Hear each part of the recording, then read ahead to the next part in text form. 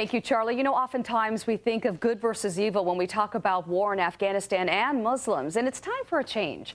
So a new book gives us a glimpse of a really exciting journey. I read it. From war and tribal conflicts in Afghanistan and Pakistan to views on both sides post 9/11. Author Salahuddin Khan joins us to talk about SIKANDER. It's a story about a 17-year-old in Pakistan who leaves his family and he fights against the Soviets in Afghanistan. It's a love story, but also about what happens after 9/11. First of all, I want to ask, which I think is mostly going to really make it to you, our viewers, more clear. What was your agenda in writing this novel? Well, first of all, thank you very much for having me on your show, Christine. I have spent a large part of my life living in places I didn't quite belong.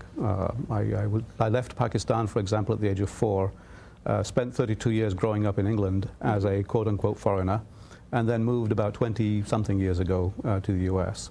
So I've always had something of an observer's perspective of how two cultures, when pressed against each other, interact, and how assumptions, for example, oftentimes lead to bad outcomes when people act on those assumptions.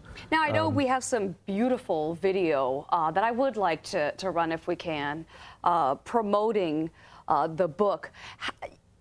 I guess you describe yourself as a moderate Muslim. I think a lot of people in America, misinformed Americans, think there is no such thing.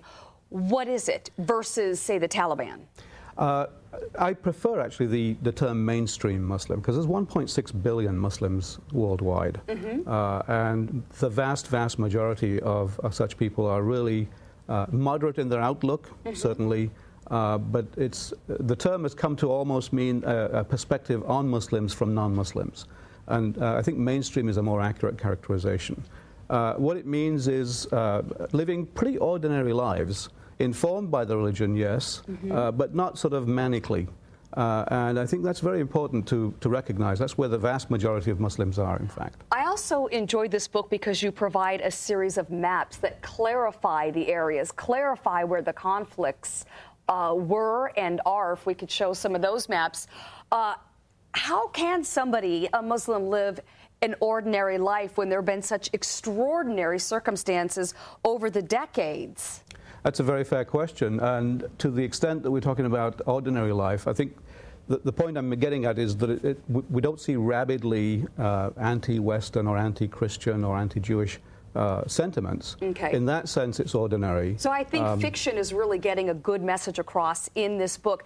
How do the Afghans truly feel about the Taliban, and how do Muslims feel about Americans post 9/11? Well, let me deal with the first question. As far as the Taliban are concerned, Christine, I think the general consensus among Afghans is they don't really want that era back again. And the challenge for them is accepting an alternative which they fear if the Americans, for example, leave, the vacuum created actually causes the Taliban to come back. So they have some fear of that resurgence. And that's one thing which I think governs a lot of their attitudes today. I talked to our Congresswoman, Tammy Baldwin, who actually voted against funding. And I said, how are you going to be able to control Taliban and al-Qaeda in Afghanistan if we're gone? Now, how do Muslims truly feel about Americans post 9/11? I think, again, it's a bit of a dichotomy. The American culture is very appealing to a lot of Muslims all over the world. I think that the freedoms that you have in this country, the way that the country corrects itself periodically, those are all things that not necessarily people in other parts of the world can experience. But at the same time, foreign policy is often where the issues lie.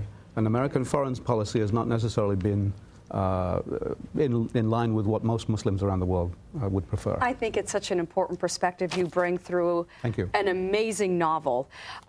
Just to give it a little street cred, former CIA agent gave it a thumbs up. Also, former Pakistani ambassador to the UK, also Akbar Ahmed, really love the book. I love the book. It's going on sale on Monday. For more information on SIKANDER, please go right to our web channel, NBC15.com, and click on news links. Salahuddin Khan, thank you so much. Thank you so much, Christine. It's long overdue that somebody wrote a book about moderate Muslims. Thank you. Charlie?